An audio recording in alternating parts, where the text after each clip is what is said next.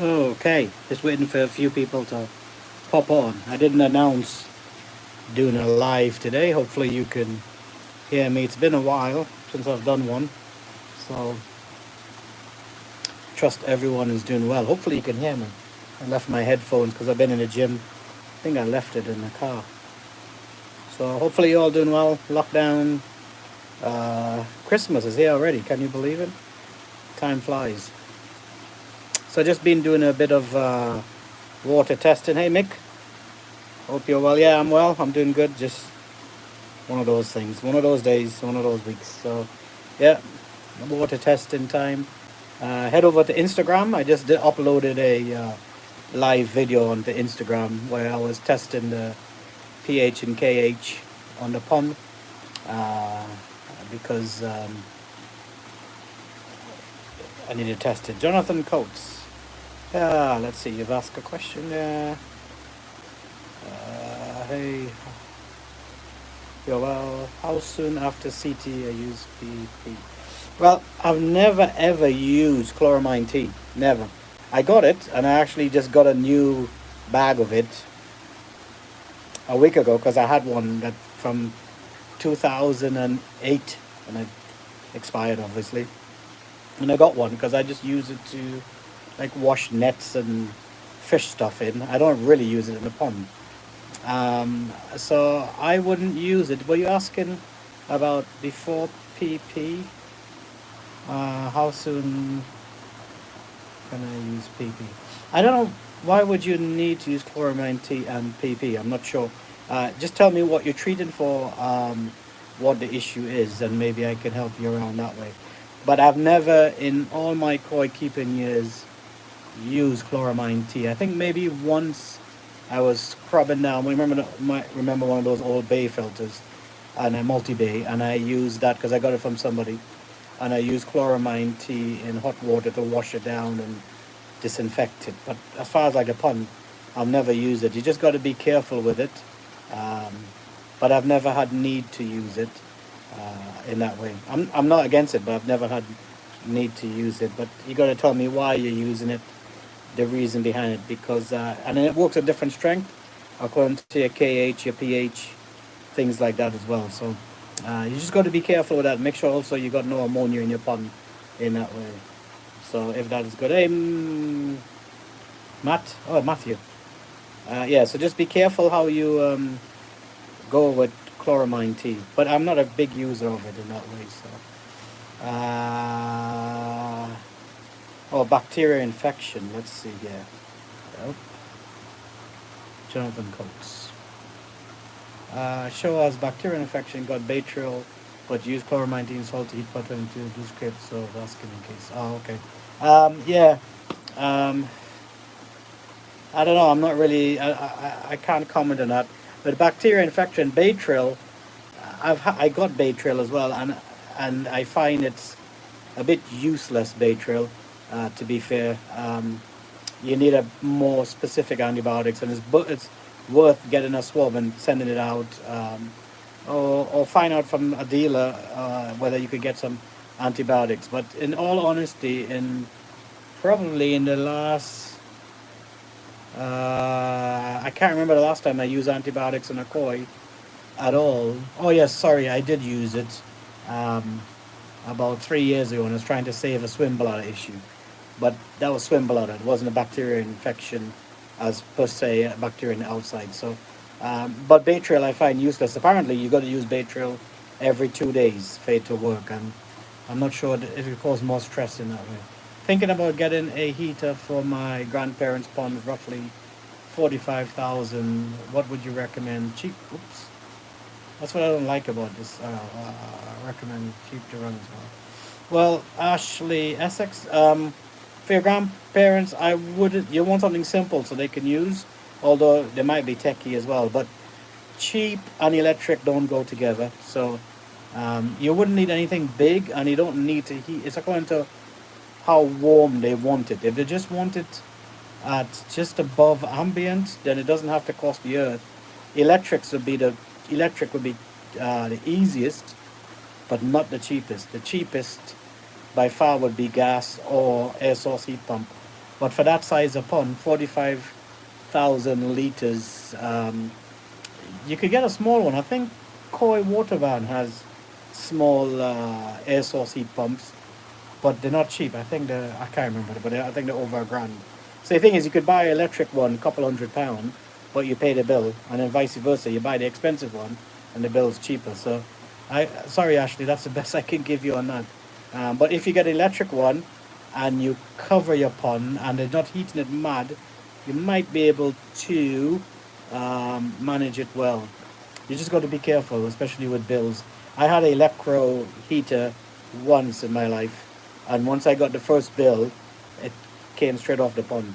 It was just, and I think somebody on a Rasta forum mentioned that the electro heater was costing £200-300 to run. But again, that's as far as how much they're heating or how warm they're heating the pond, whether it's covered or open, whether your pond's insulated and all those things. So the electro heaters, I guess, have their uses as an emergency backup, but personally, I wouldn't use it as a main deal.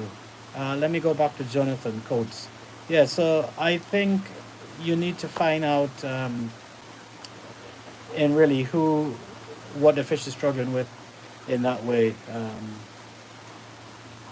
and you shouldn't need to use anything heavy as far as like chloramine T and then PP the pond. It's just a lot of stuff you're putting in there.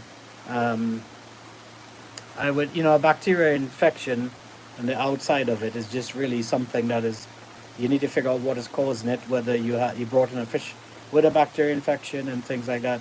Many years ago, I knew a guy who, when I started the hobby, he had a pond, one of those Denby ponds, and he had a bad bacterial infection, and it's one of the only time I've ever seen fish came back to brand new almost, except for the fin rot issues, but they regenerated, and he had it at 24 degrees when it was using Virkon Aquatic S, and he was sort of dripping it into the pond, but he was at 24 degrees, and he was doing it, I think it's a tablet per 1,000 gallons, and he was doing it in the morning and evening, but you got to be careful with that as well. Make sure it's the right one, because there's different types, and then also make sure your ponds are the right temperature, and you're not putting loads of chemicals. The more chemicals you throw in your pond, is the more cocktails you're making to cause issue that way. So I hope that makes sense. But yeah, unfortunately, I've not had to. Well, I should say fortunately, I've not had to deal with major outbreaks of bacteria. I've dealt with other things. One of the things I'm doing this year, I was talking to the Rasta mods, is I'm going to, after the next couple of weeks when I finish, I'm going to switch off the system and drain my drum and give it a good clean, inside out, all the corners, hidden unseen areas, every nook and cranny. Give it a good power wash, then isolate the drum and PP it, flush the water out so don't go back into the pond, rinse it out and put it back up and running. I think a drum, although they're very good, and most drums work well, they are a place where bacteria and parasites can build up, especially trichodina. And if you find yourself a reoccurrence of trichodina and a reoccurrence of flukes especially, I would say that one of the good things you should do is give your drum a good clean. I mean, not just wiping it down. I mean, isolating it, drain it out totally, all the water out, power wash it, clean the screen, get everywhere you can wipe it down, and fill it up again, and give it a strong dose of potassium in there. Let it soak for a good hour or so or more, really like a really strong dose. Then pump that out. Don't let it go into the pond. pump it out to a drain, rinse it back out again, and then run it again. And in that way, you know that your drum has been cleaned. So you're sort of eliminating any areas that could cause any issues long term in that way. So the drum is one of them areas. And really, in 3 years, I've never done it. And since running Recycle RO and seeing how much I have to clean my pre-filters, which Matthew's still here, you know what I'm talking about, which are these. This is clean, by the way. Matthew, if you look at this, that's clean. Came up white as snow because of that fluid I sent you, the liquid that I'm using. Sorry, just dropped the other one. Yeah, so after seeing how dirty that is after the drum, and the boys who run Recycle RO would know that as well. It's a good idea to clip your drum, give your drum a good clean. I mean, this will be the first time I'm doing it since the pond is running. So first time in three. Well, no.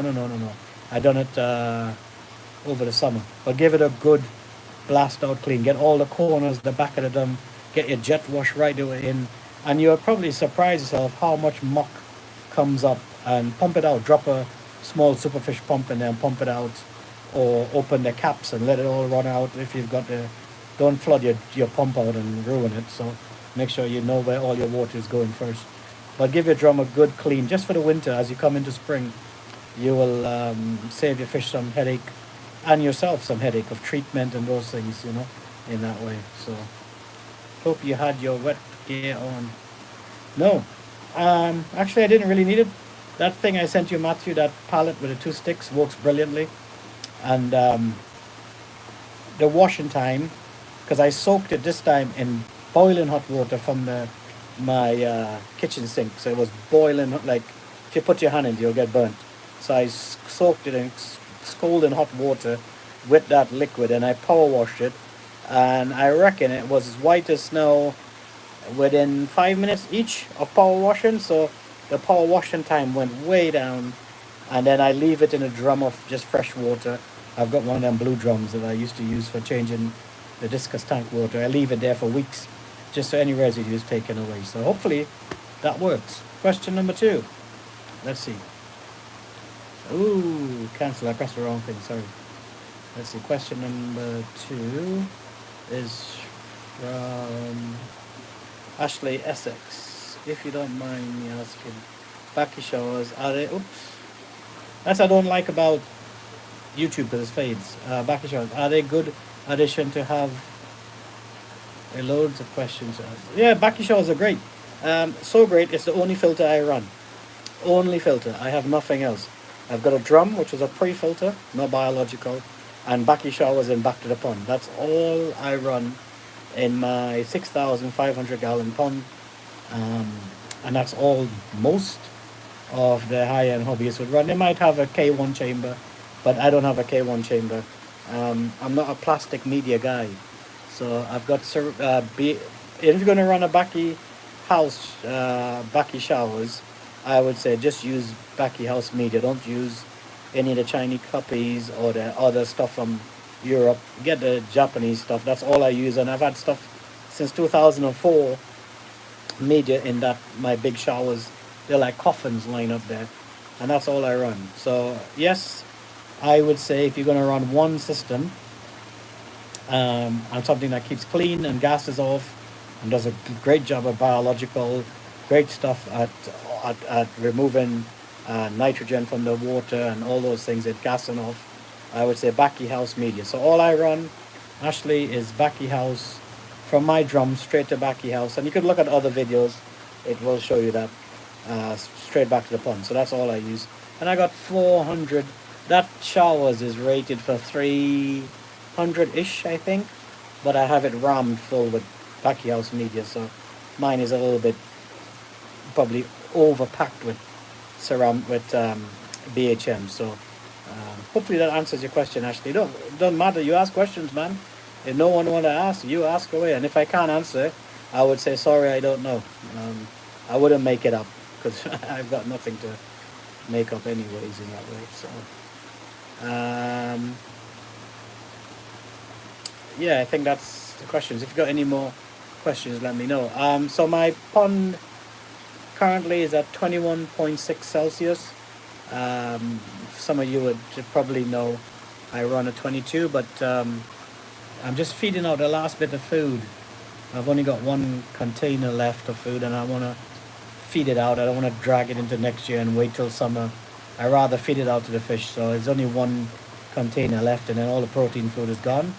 So then I would bring it down to about 20 Celsius, and I would start feeding color food. I've got Bakki House red, not Bakki House red. Sorry, I'm tired. Saki Kari red and white that I'm going to try. Oh, another question popped up. Let's see who's the lucky contestant, or unlucky as it may be. Air source, heat pump, or gas? I use gas. I've always used gas. I've got a new, I bought a new glowworm boiler. I just got it serviced. Um, and it's all I use. I don't have the room here. I can make room for an air source heat pump, but I don't have the setup for it. And the guys who run it, they don't solely run air source heat pump. Most would run air source heat pump and some sort of backup, either electric or gas. I have always run gas because I think it's long term is better for me. There'll be others who would say it's cheaper, especially if you got a solar panel. I guess that will make sense. But I use heat coils that go into the pond. Go into the drum, and then that's how it heats up the pond. It works really well. I mean, I'm 6,500 gallons, and yeah, it heats the pond well. It's totally covered up now. It's a bit cold. I left the door open. I'm a Trinidadian, you know. In the Caribbean, we're not used to this weather. But obviously, I've lived all over the world, so I've sort of adapted to it. But yeah, just one of those things. So if you're asking me which one I would use if I was building again, I would always go with gas. That's just my question. Uh,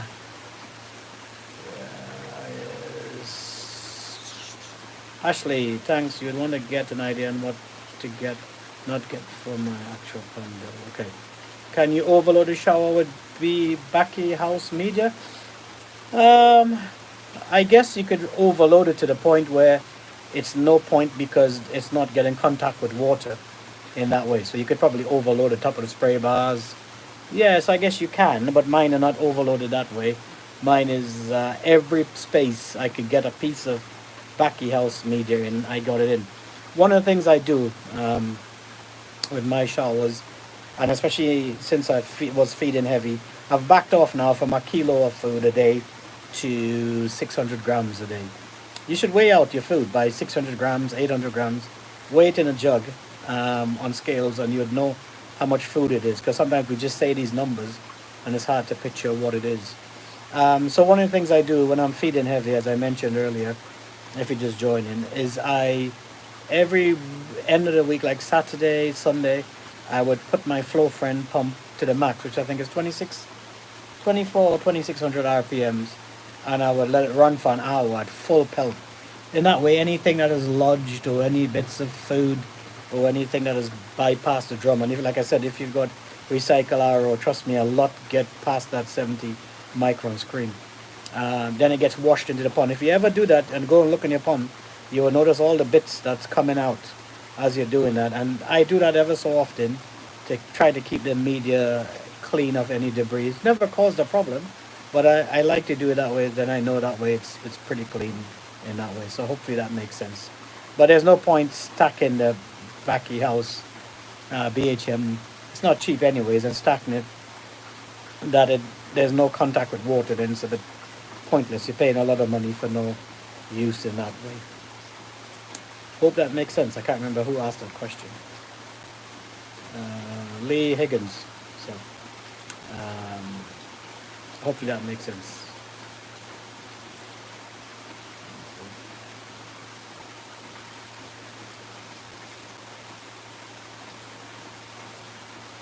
Yeah, if I was building a pond now, Ashley, if I was in your position and I'm building a pond, and if you got a family, it's according on time. If you got your own family, young kids or old kids or whatever, or wife that say you don't spend enough time with her, then I would say go for drum and showers. Choose your drum, whatever drum you want. All drums have their plus and negatives. They would work to a certain degree. I use Red Label. doesn't mean you need to use that. I don't know if you can even get it. Yeah, you'll have to. I think some dealers could bring it in from Holland, or Profi drums, or Laser. They're the only drums that I know of. I know there are others out there. I did look at a few other company drums, but there are some things I didn't like about the design.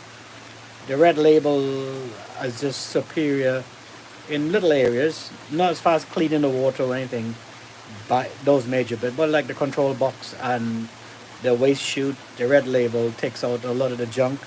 If you talk to Andy Finch and a lot of the ponds he's fitted recycle arrow on with other drums, he's noticed that my system, there's less waste getting past the drum screen that he's noticed on other ponds with more popular drum brands.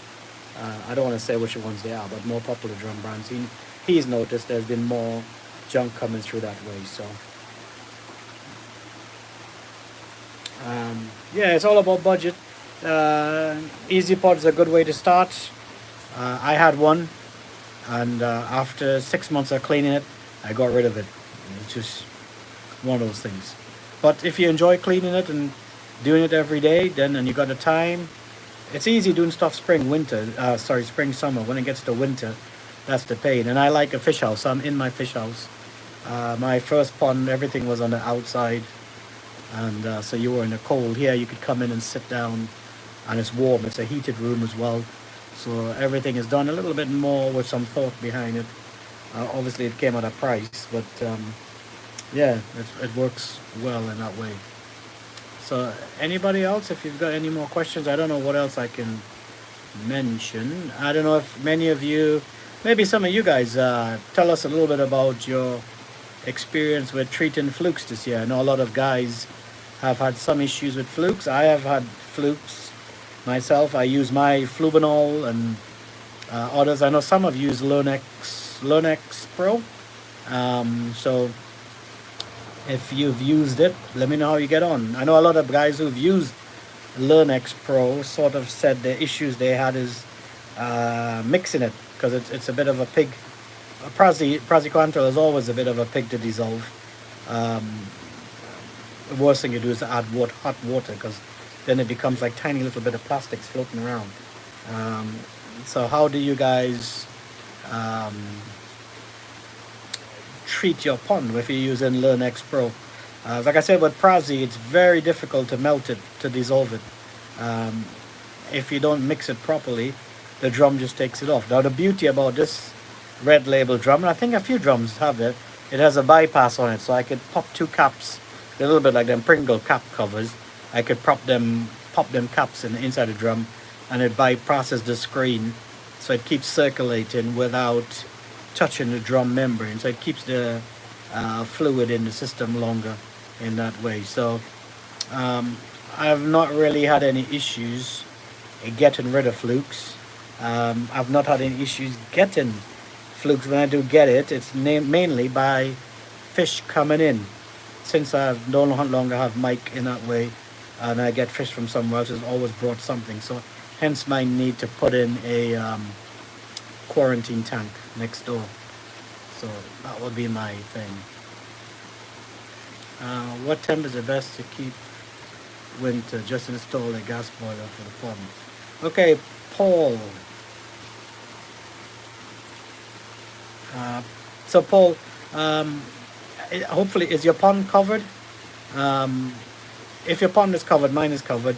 So I'm not, and it depends how big your pond is, and well insulated. Mine's covered and well insulated. So I would just use, I'll just keep my pond at 18 Celsius. I've got large fish in there up to close to 90 cm. So I don't like dropping it too cold. And the breeders themselves, when it comes to their really top end fish, I know like Okawa for instance, his top end fish, he don't let it go past 21 Celsius. He keep them at 21 all winter. He feed them less, but he'll keep them at 21. And then no Sakai Fish Farm, their top fish, they keep them warm as well, 20 all winter. So that's what I could do. Electric whisk for yeah, I'm not doing that one. I heard vodka works really well. I don't know whether you drink the vodka and then throw the chemical in your pond, or you. But I heard somewhere, or I read somewhere, that you can mix vodka with it and it melts it down, or whatever it is. Um, so yeah, Paul, going back to your question, um, it depends on your collection, whether it's like large fish and fish that, like million yen, and you're ready for them for the show, and you're sort of prepping them for growth and thing. Um, it depends on what you want, but I think if you're just trying to look after your fish well, there's nothing wrong with giving them a winter down to 12 degrees. But personally, my pond, and then also I got plecos in there, so I can't go too cold, or else I'll kill them out. So I would tend to keep my pond at the lowest, um, 18 Celsius, but it depends on winter. If winter is biting cold, it will go down because I don't want to pay a big bill. If winter is mild, like it's been the last few years, then I would hold it at 20 Celsius. That's the way I do it. Hopefully that'll help you, Paul, in that way. But yeah, but Praziquanto, I know people have tried everything and can't melt it. But yeah, someone said vodka was the way. I think it was one of the koi guys. I don't know his name. I don't want to misquote anybody, but apparently that works that way. Um, yes, the problem with using any fluke treatment is with a lot of us who have BHM and protein skimmer and drums and things like that, it's easy to take the treatment out. And so, like I said, if you're going to treat your pond, say with, let's just say flukes, as a lot of people have been struggling with flukes, what I would do is I would potassium the fish 24 hours before, then make sure it clears within 24 hours. I don't put anything else in the pond to clear the potassium, just let it do its job in that way. Then I would hit them with a fluke treatment, which is how I do mine. And then the very next day I hit them a half of the same fluke treatment, but half dose the very next day to make up for whatever the drum. Like thankfully my drum has a bypass, so I can get past that. But whatever the showers or anything take out, I'll hit them half a dose in that way, and that's how it works out. So let's see, another question popped up, which from DJ. Can you run shower okay without a pre-filter? Yes. Well, it wouldn't be okay. You can run it if it's a genuine BHM. When I say shower, please don't. I'm not talking about plastic stuff with the Chinese media or the Dutch media. I mean the genuine stainless steel bakki house stuff with a genuine BHM. So don't. All showers are not the same. So if I had that genuine stuff, I know Mike Snaden in his old 4,400 gallon pond did that. It wasn't very clear because it just keeps, the pond clarity is terrible in that way. But say if you had it on its side alone, and you had a side inlet from your pond, or you could draw water from mid-level and you could run it over a shower that way, you can certainly do that. And I would put a variable speed pump, so you can really blast it to keep the media clean. But that should be fine. You just got to make sure that you keep it clean, because it could be a haven for stuff to live in if you're not careful. Colin Young. Hi Chip, have you ever thought of fitting a window to view from your filter house? No. No. I wouldn't do it as well, because it'd just be another thing to clean. The problem is if I put it from here, I've got a wall in front of me with all the readings and the lights and the thing. Then how am I going to get there to clean it? Then it'll have to be like a dive in. Or send Dylan. Dylan could go and swim across, clean the window in that way. No. I would rather... It'd probably be nice to have, to be honest, but I'm not sure how practical it will be. Hopefully that makes sense. But I'm not sure it'd be practical in that way. I've got a 6-foot window at the front of the pond. I think that's about good for me. Mike is building his new ponds with windows. First ponds like that in Japan with windows. They've never seen it before, so it'll be a new one in that way. So hopefully I'm answering some questions. Lee Higgins, how do you clean your window? With this thing, yeah. If you look at that there, that's called a window pool scrubber. So it's quite, you might hear it. It's like a push broom. It's quite tough. You can see it's there. has a long handle, and you can use it and scrub it down. It's good to get your core muscles, your chest muscle, and your traps and all those there working. But that's how I clean it in that way. I mean, now in winter, I don't really bother so much. I only clean it if I need to view the fish from below. If I want to see if they're okay, then I'll clean the window. But winter time, I'm not bothered about cleaning the windows, to be honest, in that way. And then the pleco does a good job of cleaning like race car tracks through it.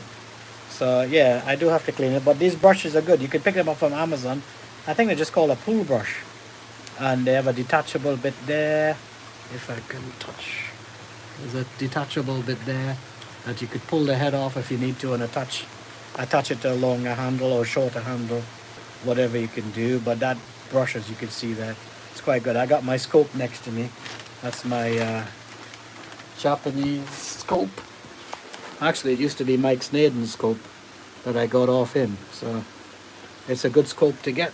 And it's in here because for those of you who keep your scope in the garage in the winter, if ever you had to use it and you bring it indoors or you start using it and it fogs up, you can't see nothing. So I keep it in here during the winter, so then if I have to use it, it doesn't fog up, and it goes on top of the drum filter, and that's where I could do the scrape from. I could probably do with another couple of feet in the pond, so hopefully that makes sense. Let me see if there's any more questions. If you've not subscribed to the Instagram channel, go over to Instagram. I did a live I did a live today, and I did a live yesterday, and Mike Snaden came on there. So if you're not on Instagram, head over to Instagram now, Rastakoi, and you would see me chatting to Mike there before I head off to the gym yesterday. So hopefully that will make you could do that as well. So and I just did a video on Instagram just a while ago where I could you could see me testing the water. Does it scratch the glass? I'll give you a guess, Lee. If I'm still using it, I'll give you a guess. I wouldn't use it if it scratched the glass. So no, it wouldn't scratch the glass. In fact, you need something really corrosive to scratch the glass in that way. So yeah, I'll give you a guess, buddy. I've been using it since the pond's built, and the glass is all fine. So yeah, if you could head over to Instagram. Thank you, Neil Green. I think you just signed up to Instagram. As you sign up to Instagram, I'll give you a shout out. So why don't you jump over, sign up to Instagram, and I could see you shouting out. I could give you a shout out when you sign up on there. I think that the timer would go off for the lights, the pond lights. I've got 2 pond lights running. I've only got one on at the moment because the fish tend to congregate by the feeder. I can't feed these fish enough food. The more I feed them, the more they eat. And again, I don't run the bottom drain air domes, but they run pretty clean. The bottom, there's no muck. I don't know. People say they get muck on theirs, but I don't seem to get any build up on my floor at all. The drains are all there's no mess in the bottom, and the spotless really. If you look at the pond, you can the fish look like they are floating in the water, and that's what 600 grams. Even when I was feeding a kilo, I went up to a kilo 0.1, but poor Dylan was filling up the feeder every 2 days, so I think I had to back it off for his health and sensibility. But then also I was cleaning his pre-filters, jet washing them, it seems like every week. So, and if you ever have if you had to jet wash these filters in the cold, it's not the definition of fun. So in the end, I backed off the food a little bit, so it just saves a little bit of time and effort. But like I said, I'm on the last bucket of food, so I just want to feed it out in that way. Okay, so oops, I almost dropped the phone then. Let's see if there's any more questions popping up.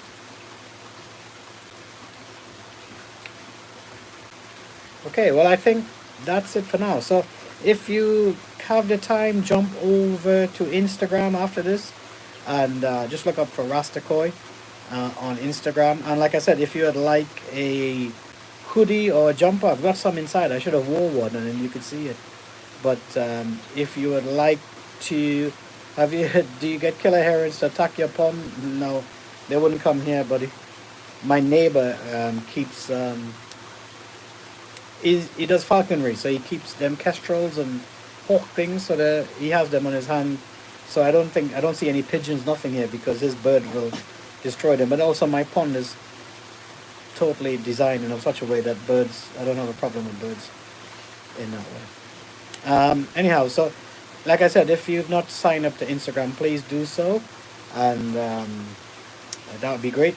And yeah, if you need any merchandise, if you want a jacket or a cap that says Rastakoi logo, whatever, just send me a message.